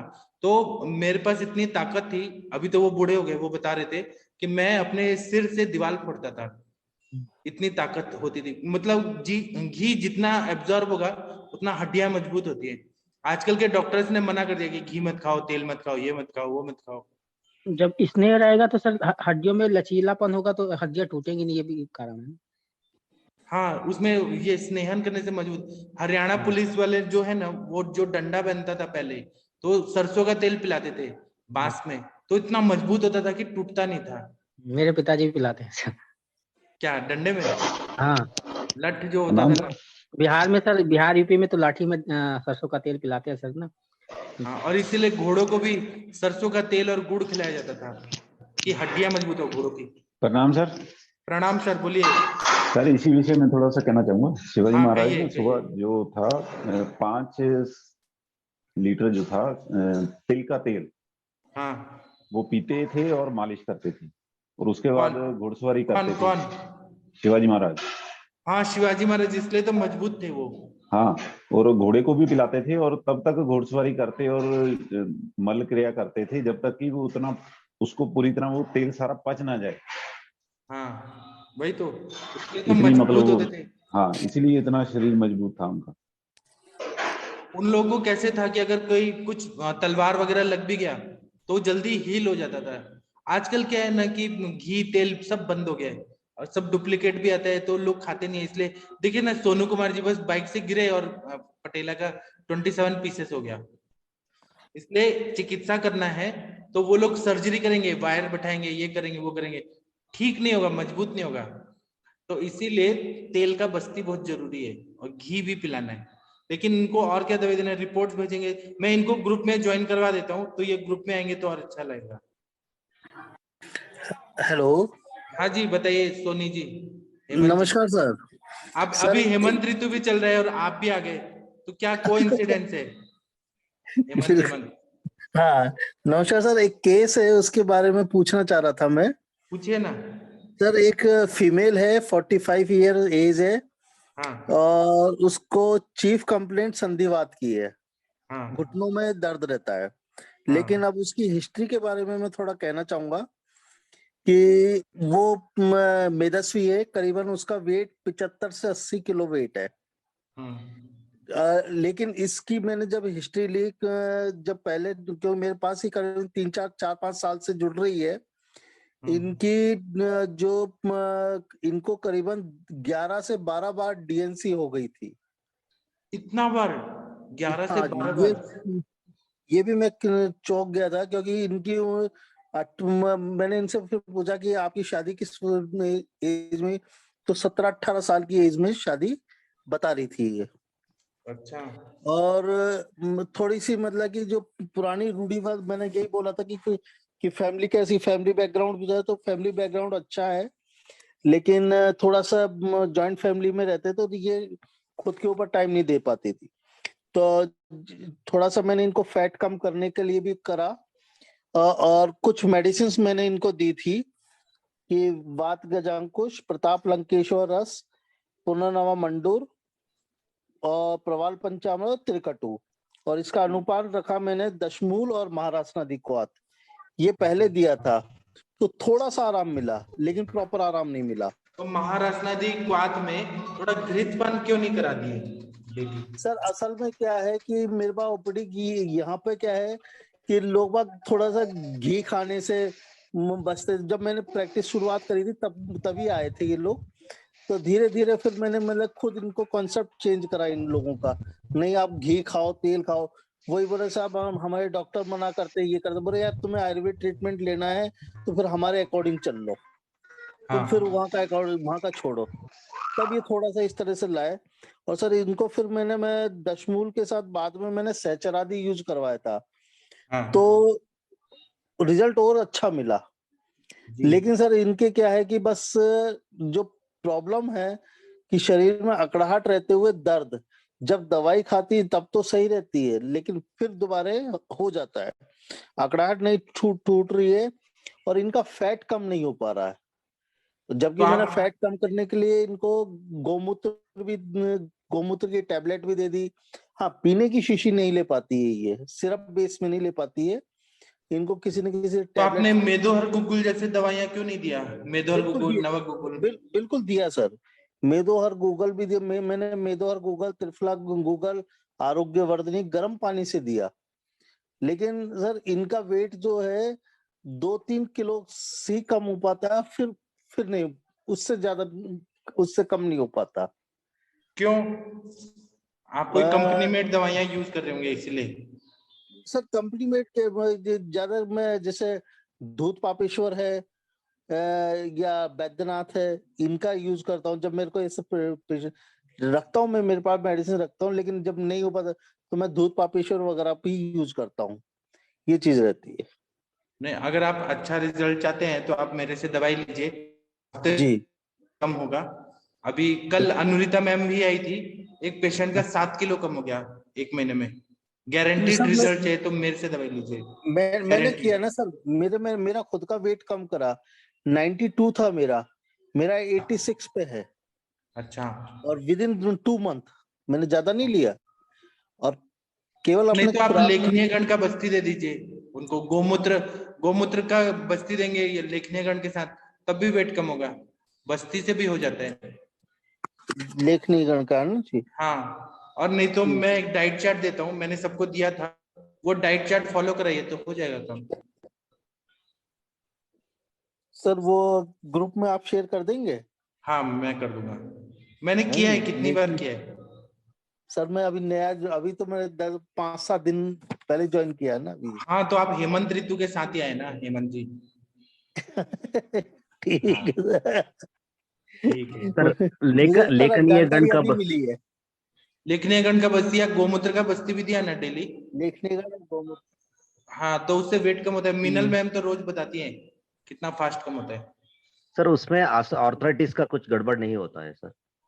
हाँ, अगर आर्थराइटिस का प्रॉब्लम है तो सहचरादि तेल का एक दिन और एक दिन लेखनीय गण का बस्ती। हाँ। सहचरादि तेल। हाँ।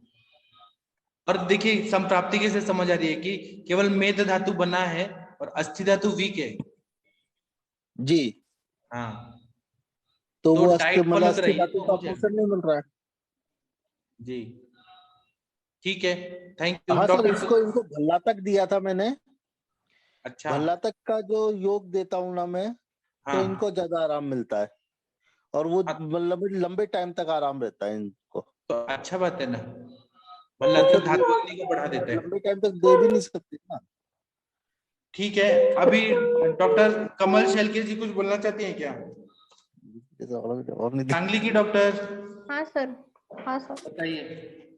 सर अंजना मैम ने जो केस डिस्कस किया ना, वो सेम केस है, लेकिन उसमें ओवरी भी इन्वॉल्वमेंट है, पेशेंट के ओवरियन सिस्ट है और यूटेरस भी बल्कि साइज है। तो उसमें क्या और कोरिलेशन में उनको एंडोमेट्रियम बायोप्सी करने को बोला है। तो आप मेरे से पूछ रहे हैं कि मैम से पूछ रही हैं? मैम से पूछ रही हूँ। तो मैम को बुलाइए ना, शर्मा क्यों रही हैं? अंजना मैम आपसे प्रश्न पूछना चाहती हैं। जी मैम सर, नमस्कार सर। जी सर बताइए। हेलो। हाँ मैम पूछिए।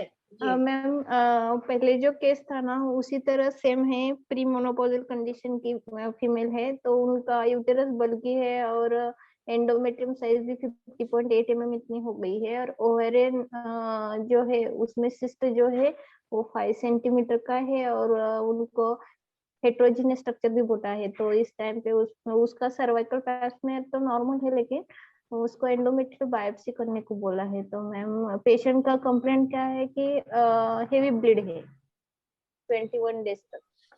चलिए जो थिकनेस आप बता रहे हो ना मैडम, एंडोमेट्रियल थिकनेस जो है वो थोड़ा सा ज्यादा है अभी। ज्यादा है और जी, और बायोप्सी इसलिए करने को जरूरी होता है क्योंकि आप बोल रहे हो कि वो होमोजेनियस नहीं लग रहा है, हेट्रोजेनियस लग रहा है। हेट्रोजेनियस जी, तो यहाँ 2 पॉइंट हमको मिल रहे हैं, इसीलिए उन्होंने कहा है कि एक बायोप्सी, हल्का सा बायोप्सी टिश्यू भी लिया जा सकता है, या फिर इसमें जैसे हम लोग कहते हैं ना थेरेपेटिक डीएनसी भी एक तरह से हो जाती है कि हमने उसको जो है वो डायग्नोस्टिक डीएनसी और थेरेपेटिक डीएनसी 2 तरह का होता है ना। तो हम इसमें क्या कर सकते हैं कि जब हमें बायोप्सी लेना ही है तो एक बार हम उसको माइल्ड क्यूरेटाइज भी कर सकते हैं, है ना। लेकिन मेरी क्वेरी है कि डीएनसी करेगा और हेट्रोजेनियस स्ट्रक्चर के कारण वो मानो वो सीए होगा तो फिर जाएगा, तो पेशेंट फिर कॉम्प्लिकेशन में आ जाएगा। तो अगर आप ऐसा चाहते हो तो हमने जैसे अभी एक केस आपको बताया था ना, हम ऐसे केसेस में क्या करते हैं, लेखन द्रव्य हैं आपके पास, है ना, लेखन द्रव्य का जो है सारे ले लीजिए, लेखन गढ़ के सारे द्रव्य ले लीजिए, और जो आपको मिल जाते हैं उससे सिद्ध आप तेल कर लीजिए, तिल का तेल से सिद्ध कर लीजिए उसको, ठीक है। और उसकी आप मात्रा बस्ती दीजिए। और लेखन द्रव्य में जैसे कि हम दीपन पाचन शुरू करते हैं, दीपन पाचन के बाद थोड़ा सा हम आरोग्य वर्धनी है, कुबेराक्षादी बटी है, इस तरह से हम उसको देते हैं खाने से पहले। और उसके पश्चात जो है फिर हम लेखन द्रव्य को, यहाँ पे यवक्षार है, टंकण है, शंख है, गिलोय सत्व है, वायुविडंग है, काल में कुटकी है, इस तरह की मेडिसिन का आप एक उपयोग बनाइए, पुड़िया बना के उसको दीजिए। साथ में थोड़ा सा काचनार वगैरह भी दे सकते हैं यहाँ पे हम लोग। और पेशेंट को थोड़ा सा कुमारी आसन वगैरह दीजिए। चंद्रप्रभावती का भी रोल जरूरी रखना है, रजतवादी लोहो ऐड करिए, नहीं तो चंद्रप्रभावती बेस्ट होगी। और उसके बाद भी समटाइम्स ऐसा भी होता है ना कि जैसे ब्लीडिंग होती है, तो हम ऐसे पेशेंट में ये भी करते हैं कि जैसे आपके मन में 2 बातें हैं कि हमें अगर है तो पेपर में नहीं आया है, तो पेपर में नहीं आया है तो अभी हम ऐसे मतलब हम डाउटफुल जरूर है, लेकिन पेपर हमारी एक हेल्प कर रहा है ना कि कैंसरस नहीं है। तो जो शेडिंग होती है पैड में, अगर सैनिटरी पैड में जो शेडिंग होती है उसमें जो टिश्यू टाइप में आता है, उस टिश्यू को भी आप डायरेक्ट भेज सकते हो। एंडोमेट्रियल टिश्यू ही होता है, वो शट डाउन होता है, उस टिश्यू से भी स्टडी हो जाती है। लेकिन ये कंफर्म करना होता है कि वो टिश्यू है, ब्लड क्लॉट नहीं होना चाहिए। टिश्यू होगा तभी स्टडी होगी। तो अगर आप लेखन द्रव्य दोगे, मात्रावस्थी के द्वारा दोगे और उसके द्वारा दोगे, तो कहीं ना कहीं वो एंडोमेट्रियल थिकनेस अपने से धीरे धीरे कम होने लगेगी। और जो एंडोमेट्रियल थिकनेस कम होने का मतलब ये है कि वो शेड होगी तो ब्लीडिंग से ही होगी। तो पेशेंट को आपको कन्विंस भी करना पड़ेगा कि दवा हम इसीलिए दे रहे हैं कि आपको ब्लीडिंग बढ़ेगी, लेकिन आपको प्रॉब्लम थोड़ी आपकी सॉल्व होगी। ग्रास रूट लेवल से हम काम कर रहे हैं। और फिर जो उसके पैड में जो शेडिंग होती है, जो टिश्यू आते हैं, उन टिश्यू की स्टडी हम लोग कर सकते हैं, हिस्टोपैथोलॉजी कर सकते हैं। Okay ma'am. जी thank you ma'am. Okay ma'am. और डॉक्टर शिकेश मित्तल जी कुछ बोलना चाहती हैं क्या? हाँ जी सर, मेरा भी एक सेम ही केस है। उसमें लेडी 42 ईयर है और उसको फाइब्रोइड है 40 to 33 mm पोस्टीरियर वॉल पे। उसका पैप्समियर टेस्ट हो चुका है, वो नॉर्मल है, उसमें कुछ नहीं आया। अदरवाइज और कोई पैथोलॉजी नहीं है उसको। तो उस केस में हम क्या मांसपाचक और रसपाचक देके उसको आगे क्या देना दे सकते, वहां से शुरुआत कर सकते हैं। सर आगे उसके साथ में बाद में लेखन वाले द्रव्य दे सकते हैं, और लेखन करने वाले द्रव्य दे सकते हैं, जैसा कंडीशन वैसा। सर पेशेंट को हम लोग बस्ती तो दे ही नहीं सकते क्योंकि डिस्टेंट की पेशेंट है वो। तो हम लोग क्यों, आप एक बार सिखा देंगी तो वो नहीं कर सकती हैं क्या? सर घर पे बस्ती कैसे सिखाया मात्रा जाएगा? बस्ती लेने में क्या है, एक 100 ml का सिरिंज लाना है, K90 का कैथेटर लाना है, और उसमें आप तेल दे देंगी तो वो भर के और खुद का खुद ले सकती है। उसमें क्या है, 2 मिनट तो लगता है। खाना खाने के बाद रात को ले लें बस्ती, रात भर होल्ड कर लें। तो सर क्या शीरबला तेल की बस्ती दिलवाएं? शीरबला तेल, अगर बल बढ़ाना है तो शीरबला, अगर लेखन करना है या कुछ और करना है तो आप करना क्या चाहती हैं बस्ती से? लेखन करना चाहते हैं सर, क्योंकि तो फाइब्रोइड फिर है ना, सहस्रादि तेल फाइब्रोइड का है तो करिए, सहस्रादि तेल का करिए। मैंने उस पेशेंट में पिचू धारण करने के लिए बोला था उसको, सहचरादि तेल का, हाँ तो उससे कोई इफेक्ट आएगा? पिच्चू से आएगा, लेकिन तेल और स्नेहन होना चाहिए, तो बस्ती देना ज्यादा सही रहेगा। और घर की पेशेंट है तो क्या मात्रा बस्ती लेने में क्या है प्रॉब्लम? ठीक है सर। और मेडिसिन में कुछ और क्या ऐड कर सकते हैं हम लोग इसमें? आप क्या बोले, फाइब्रॉइड है उनको? फाइब्रोइड है 40 to 33 mm और पोस्टीरियर वॉल पे है, जैसे अभी डॉक्टर अंजना आप मैम ने कुमारी बोला और था। गुड़ दे दीजिए, और मांसपाचक मेदोपाचक दे दीजिए, कुबेराक्ष छोटी दे दीजिए, रौद्र रस दे दीजिए, और सहस्रादि तेल का बस्ती दे दीजिए। और लेखन करने वाले द्रव्य मैडम ने बताया ना, यवक क्षार, टंकन क्षार, सज्जी क्षार, वो सारे दे सकते हैं, बहुत अच्छा रिजल्ट आता है। तो इनको सबको शहद के साथ मिक्स करके देते हैं ये? आप ऐसे पुड़ी बना के देंगी सबको थोड़ा थोड़ा करके तो भी चलेगा। हाँ, ठीक है सर। ठीक है। और अंजना मैम से कुछ पूछना है तो पूछ सकती हैं। अंजना मैम, इनमें इसके अलावा कुछ और दे सकते हैं? सर ने बहुत अच्छे से बताया मैम, आप इतना कर लीजिए, और एक बार बस इतना कंफर्म कर लीजिएगा कि पेपर स्मेयर करके कि उसमें कहीं सीए वगैरह तो नहीं है ना, तो वो आप जरूर से एक बार पेपर स्मेयर करवा लीजिएगा। और CA-125 भी हम तो लोग करवा चुकी हूँ, उसमें तो कुछ आया नहीं है अभी। नहीं आया, तो भी एक बार CA-125 भी करा लीजिए। समटाइम्स ऐसा होता है ना, ओवरी वाला स्टार्टिंग में कुछ पता नहीं चलता और कभी कभी इन्वॉल्वमेंट होता है, तो एक बार आइडिया हो जाता है बस हम लोग को, और पेशेंट की ट्रीटमेंट करने में हम लोग और कॉन्फिडेंट हो जाते हैं। बाकी सर ने बहुत अच्छे से ये भी बताया है। टेस्ट में करवा लेती हूँ। जी जी जी, और करिए, उसके बाद फिर डिस्कस करिए ना केसेस, तो जैसे जैसे आप ट्रीटमेंट करते हो ना, 1 मंथ 6 वीक के बाद हर केस का फॉलो अप यहीं पे डिस्कस किया जाए तो अच्छा लगेगा सबको। और एक केस मैंने पहले डिस्कस किया था स्किन का, जब मैं स्टार्टिंग में आई थी, तो उस पेशेंट को मैंने यही क्रीमी हर क्वाद दिया था, तो उससे उसको खुजली में तो काफी आराम है सर, बट अभी निशान और वो सब चीजें नहीं जा रही हैं। तो मैं ये जानना आपने क्या बताया था, वो तो बताइए, क्या बताया था, वो केस क्या था? वो स्किन का केस था जिसको एंकल ज्वाइंट पे काफी बड़ा निशान हो गया था, ब्लैक ब्लैक मार्क्स हो गए थे वहाँ, वेन्स जो थी ऑलमोस्ट डेड थी, मतलब उसके अंदर ब्लड का सर्कुलेशन नहीं था। लीच का प्रोसीजर करवाया था मैंने उसका, तो वो मार्क जो है वो रिड्यूस हो जाता था जब भी लीच का प्रोसीजर करती थी। तो 3 या 4 सेटिंग मैं उसको दे चुकी थी लीच के प्रोसीजर की, हर 15 डेज में। तो आपने आरोग्यवर्धनी, गंधक रसायन, कैशोर गुगुल, हाँ, ये चल रहे हैं सर उसके, आरोग्यवर्धनी, गंधक रसायन, और साथ में क्रीमी हर क्वाद चल रहा है उसका। तो कितना % फायदा हुआ? उसको बस यही फायदा है कि इचिंग थोड़ी कम हो गई है, इसके अलावा सर अभी और कोई रिजल्ट नहीं दिखा है, और इसको लेते हुए नियर अबाउट कितना दिन हो गया? 8 डेज हो चुके हैं। 8 दिन? हाँ। तो आप क्या साईं बाबा हैं क्या कि इतना जल्दी ठीक कर देंगी? आप नहीं टाइम सर, तो मैं दीजिए ना, यही अभी जानना चाह 1 रही हूँ कि महीना इसके होने अलावा दीजिए। अभी ट्रीटमेंट चेंज करना है या क्यों यही चेंज करना है? अच्छा दवाई तो दी है। 8 दिन में कोई स्किन का प्रॉब्लम ठीक हो जाएगा क्या? उनको टाइम दीजिए, उनको बोलिए कि आप थोड़ा सब्र रखिए। सर क्वाद कितने टाइम तक कंटिन्यू कर सकते हैं हम लोग? क्वाद तब तक दे सकते हैं जब तक रुक्षता नहीं बढ़ रही है। ठीक है। अगर रुक्षता से बचाना है तो क्वाद में घी डाल के हम लोग देते हैं, 1 चम्मच 2 चम्मच, तो रुक्षता सर नहीं बढ़ती। रुक्षता ज्यादा हो जाएगी तो इचिंग तो वैसे ही बढ़ जाएगी उसको, विंटर का हाँ, तो सीजन है यहाँ इसीलिए पे। थोड़ा सा घी डाल के दे दीजिए, रोज का रोज घी खा के ले क्वाद। ठीक है सर। या खाने में घी का मात्रा ज्यादा रख दीजिए। लेकिन सर पेशेंट ओबीज है, और तो गाय का घी उसमें से नहीं वजन बढ़ता है, भैंस के घी से बढ़ता है, डालडा से बढ़ता है। ठीक है सर, ठीक है। और किसी को कुछ बोलना है तो बोलिए प्लीज।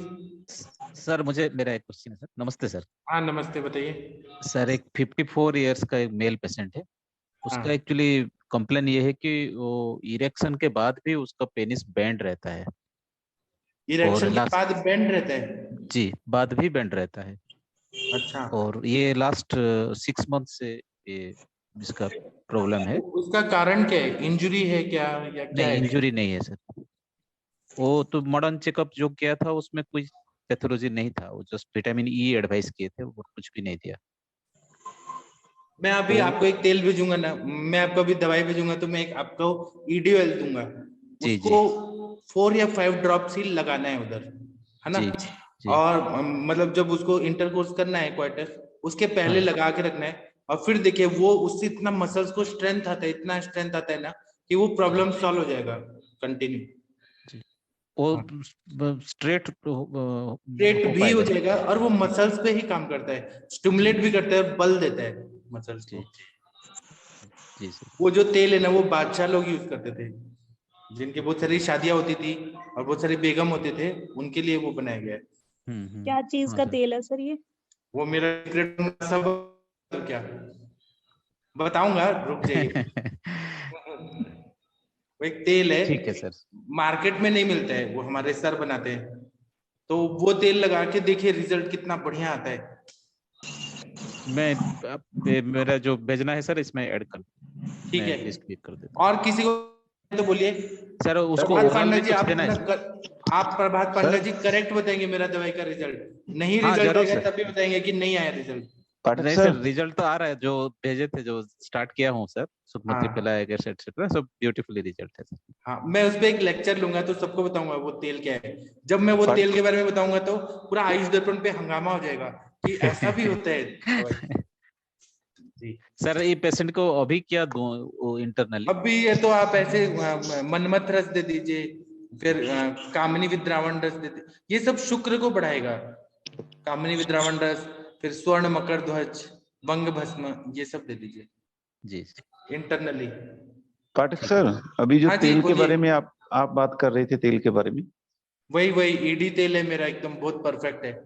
ये किसके लिए इस्तेमाल करते हैं? असली में क्या होता है ना, मैंने पहले अश्वगंधा तेल का यूज किया, फिर मैंने बहुत सारे तेल का यूज किया। एक तो बांग्लादेश से मैंने तेल मंगवाया था, एक पेशेंट ला के दिए थे, जो अपना जोंक होता है ना, जलौका, उससे सिद्ध तेल, उसको लगाने से मतलब ऐसा बांग्लादेश के लोगों का वो मानना है, और मुझे भी रिजल्ट आया था कि जिनका लिंग बहुत छोटा होता है, पेनिस बहुत छोटा होता है, वो तेल से लंबा हो जाता है, और ये सच बात होता है जी, क्योंकि जलौका एकदम मांसल रहता है ना, तो उसको मार के जैसे मूषक सिद्ध तेल बनाते हैं, वैसे जलौका का तेल उससे वो लंबा हो जाता है। तो मैं ऐसे बहुत सारा करता था, लेकिन मुझे ईडी के लिए कुछ तो चाहिए था, तो मैंने ऐसे रिसर्च कर करके ग्रंथ पढ़े, फिर मुझे मिल गया, फिर वो मैंने अपने सर से बनवाया, तो वो फेल नहीं होता कभी भी। आपको किसी को चाहिए तो मैं दूंगा, और देखिएगा 100% रिजल्ट है जी। और किसी को कुछ पूछना है तो पूछिए प्लीज, किसी को कोई डाउट है, क्वेरी है तो पूछिए प्लीज। डॉक्टर वैशाली जी कुछ बोलना चाहती हैं क्या? शायद नहीं बोलना चाहती है। गुरुजी प्रणाम। प्रणाम, कैसे हैं आप? मैं बिल्कुल अच्छा हूँ जी, आप सुनाइए, आप कैसे हो? आप कहाँ थे? आप ग्रुप में भी नहीं है। नहीं गुरुजी, मैं ग्रुप में हूँ। और आप क्या एग्जाम देने गए थे? क्यों नहीं आ रहे थे इतने दिन से? नहीं गुरुजी, थोड़ा सा शादी वादी सी में ऐसा ही हो रखा है ना अभी। और आपकी शादी हो गई है? गुरुजी मेरी शादी 2017 में 28 फरवरी को हो गई थी, एक बेटिया भी है मुझको। अच्छा अच्छा, ठीक है। गुरुजी तेल तो आपने बता दिया, थोड़ा समझने का फेर है। हाँ, तेल तो बता दिया आपने, तो मैं उस पे एक लेक्चर रखने वाला हूँ, तो फिर बताऊंगा ना। हाँ हाँ सर, जरूर समझाना, जरूर समझाना। मैंने जब रस पाचक रक्त पाचक ये सब बताया, तो फिर सब लोग का अच्छा हो गया ना प्रैक्टिस। इसी तरह से हाँ, पर डे हर औषधि में तेल बताते हो गुरुजी, बस थोड़ा समझने का फेर होता है। मैं भी बनाता हूँ, लेकिन गुरुजी देखो आपसे विद्वान नहीं, आपसे ज्यादा नहीं गुरुजी। आप क्या डालते हैं मेरे वाले में? हाँ, मेरे वाले में करकरा है, जावित्री है, जायफल है, खरातीन है, जूंदे बदस्तर है, पिस्तांबर है, रेगमाही है, काफी दर्व है गुरुजी, काफी बिलाव बल तक डाल देते हैं, काफी दर्व है गुरुजी, लेकिन आपसे ऊपर नहीं, आपसे ऊपर नहीं गुरुजी। मेरा दवाई फेल नहीं होता है, मैंने लाखों लोगों को दिया है, तो अभी तक वो 100% रिजल्ट है जी। जितेंद्र और जी, किसी को कुछ बोलना है तो बोलिए प्लीज। हाँ जी जितेंद्र जी, आप सर। जो अभी जैसे रेगमाही और ये ऐसे मतलब ये यूनानी वाले नाम बोल रहे थे, इनको हिंदी में हो सकता है क्या?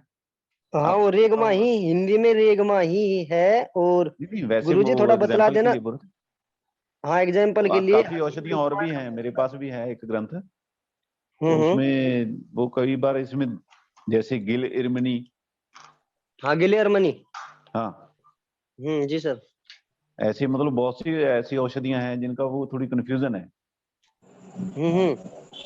कोई दिक्कत नहीं है गर्ग जी, आप जो है व्हाट्सएप पर आ जाइएगा, जिस भी किसी भी यूनानी औषधि पे डाउट हो आप स्पष्ट करके पूछ लीजिएगा, मैं बता दूंगा। ओके जी, ओके, थैंक यू। ओके ठीक है, तो अभी संभाषा बंद कर दे क्या? अंजना मैम 9:30 हो गया है, संभाषा बंद कर दे, कल सुबह माधव निदान का क्लास होगा। जी सर, जी सर, ठीक है, टाइम हो गया। प्रणाम सर। प्रणाम सर, थैंक यू सर। कोई तो अंजना मैम से कुछ बोलना चाहता है बच्चा? जी सर, नमस्कार सब लोगों को, गुड नाइट। विश्वनाथ जी के बच्चा कुछ बोलना चाहते थे। जी सर। सर मेरा खुश बच्चा हो रहा है, वो खुश हो रहा है, मम्मी की छुट्टी हो गई अब। हाँ हाँ जी सर। ठीक है, तो गुड नाइट सभी को, शुभ रात्रि, कल मिलेंगे। शुभ रात्रि।